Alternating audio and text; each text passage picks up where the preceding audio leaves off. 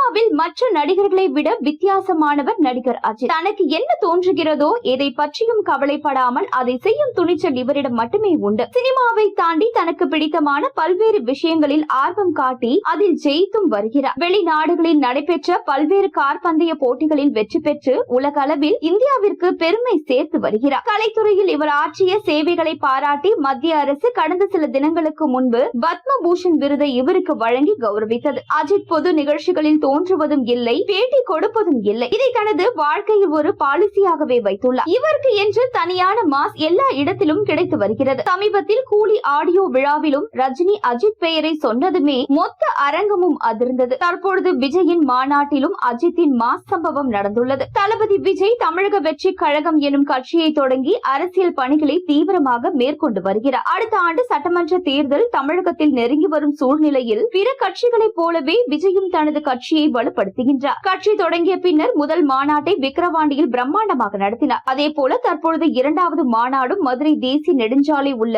ஆரம்பத்தில் நடத்தி வருகிறார். இதனால் தமிழக வெற்றி கழகத்தின் நிர்வாகிகள், தொண்டர்கள், ரசிகர்கள் உள்ளிட்டோர் விஜய்க்கு பேனர் அடித்து மாநகர் பகுதியில் ஒட்டியுள்ளனர். அதில் நடிகர் அஜித் நடித்து பெரும் வெற்றி பெற்ற படங்களின் புகைப்படங்களுக்கு நடுவே விஜய் இருக்கும்படியான பேனர் ஒன்றையும் வைத்திருக்கின்றார்கள். இதை வைத்ததும் அஜித் ரசிகர்கள் தானா? அதில் மதுரை மாநாடு ரெடி மாமே என்று எதிர்கால தமிழ்நாடு என்ற வசனமும் இடம் பிடித்துள்ளது. பொதுவாகவே விஜய் அஜித் ரசிகர்கள் இடையே நீண்ட நாள் போட்டியும் கருத்து வேறுபாடுகளும் இருந்து வருகின்றன. ஆனால் இந்த பேனர் அந்த போட்டியை வித்தியாசமாக வெளிப்படுத்தி இருப்பதாகவும் பலரும் பாராட்டி பேசி இருந்தனர். இந்த ஒரு பிரம்மாண்ட மாநாட்டை எதிர்பார்த்து பல எதிர்க்கட்சிகள் காத்து கொண்டிருக்கின்றன. இது வெற்றி பெற்றால் கண்டிப்பாக விஜய்க்கான வாக்கு எண்ணிக்கை பல மடங்கு அதிகரிக்கும் என்பதில் எந்த ஒரு மாற்று கருத்தும் இல்லை.